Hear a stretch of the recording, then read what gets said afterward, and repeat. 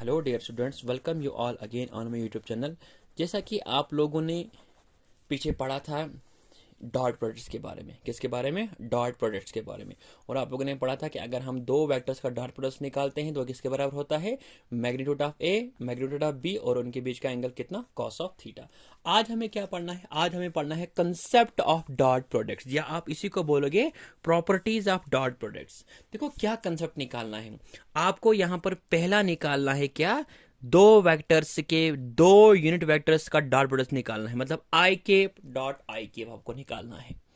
इससे पहले आपको पता होना चाहिए कि ये आई केप क्या है, और इसी तरह से आपको निकालना है दूसरा क्या? आपको निकालना है जे केप डॉट जे केप।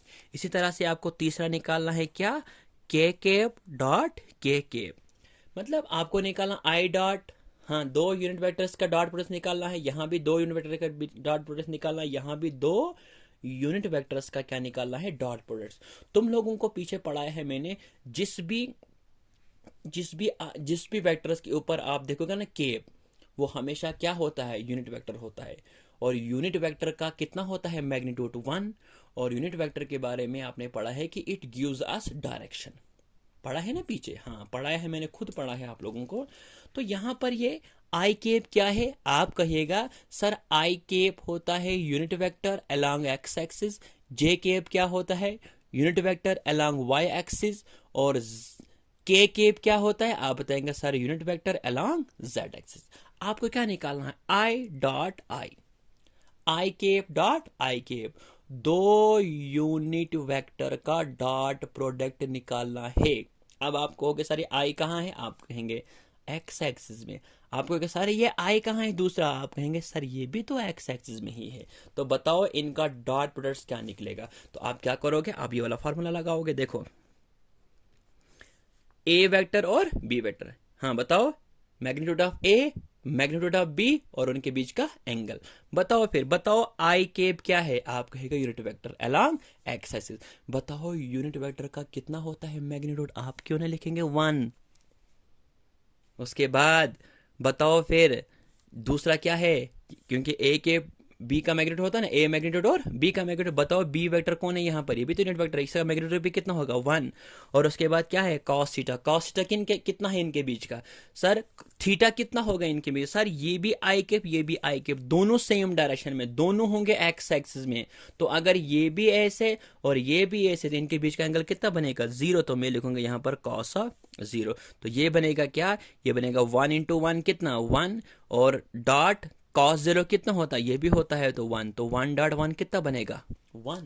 तो सिंपल भाषा में आप कहिएगा sir I cap dot I cap किसके बराबर? 1 के बराबर होता है। ओके इसी तरह से आपको मैं बताओ जे केप डॉट जे केप। जे केप है वाई एक्सिस की डायरेक्शन में होता है, और उसके बाद फिर से जे केप उधरी है, तो दोनों सेम दिशा में है। तो इसी तरह से आप इसको करोगे तो जे केप डॉट जे केप ये भी 1 के बराबर आ जाएगा। जिस तरह से मैंने ये किया ना ऊपर वाला, ऐसे ही इसको भी करना है, तो ये भी किसके बराबर आएगा? 1 के बराबर आ जाएगा। ओके तो ये एक कंसेप्ट आपने सीखा क्या? कि I cap dot I cap किसके बराबर? 1 के बराबर। जे केप डॉट जे केप किसके बराबर? 1 के बराबर। इसी तरह से के केप डॉट के केप किसके बराबर? 1 के बराबर। इसी तरह से आप लोगों को एक और पार्ट सीखना है क्या? वो सीखना है आप लोगों को, अगर मैं बताऊंगा आई केप डॉट जे केप, ये रहा आपका फोर्थ कंसेप्ट। आई केप डॉट जे केप किसके बराबर होगा? शाबाश बोलो। मैं ये सिखाऊंगा, आप बाकी पार्ट करिएगा। शाबाश बताओ फिर I cap dot J cap. शाबाश समझना, ये क्या है? Unit vector along X axis. बताओ जे केप क्या है? Unit vector along Y axis. बताओ एक्स एक्सिस और वाई एक्सिस के बीच में कितना एंगल बनता है? 90 डिग्री बनता है। मतलब ये सारे आपस में होते हैं 90 डिग्री, ये सारे होते हैं 90 डिग्री। ये नहीं कहना कि पता नहीं क्या होगा, ये सारे आपस में परपेंडिकुलर होते हैं। बताओ फिर I cap dot J cap, यही फॉर्मूला लगाओगे। बताओ इसका कितना है मैग्नीट्यूड? आप कहेगा 1। बताओ इसका मैग्नीट्यूड? आप कहेगा 1। बताओ इनके बीच का कितना है एंगल? आप कहिएगा कॉस ऑफ 90। तो कॉस 90 किसके कहता हूँ? देखो 1 डॉट 1 किसके बराबर? 1 के बराबर। मल्टीपल बताओ कॉस 0 किसके बराबर हो? सॉरी कॉस 90 किसके बराबर बताएंगे? 0 के बराबर। तो ये निकला किसके बराबर? 0 के बराबर। तो क्या निकला आपके पास? I cap dot J cap is equal to किसके बराबर? 0 के बराबर। आपसे कोई पूछेगा क्यों होता है 0 के बराबर, आपने पीछे पढ़ा है कंसेप्ट, आपने पढ़ा है क्योंकि ये दोनों आपस में परपेंडिकुलर है।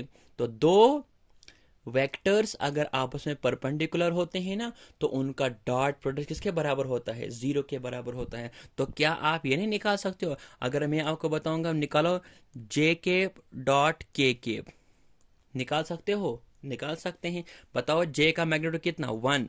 बताओ के का मैग्नीट्यूड कितना, 1, क्योंकि है ना यूनिट वेक्टर। और बताओ जे और के के बीच में, जे और के बीच में कितना एंगल बनता है, ये भी होता है 90। तो यहां पर क्या आएगा, cos ऑफ 90।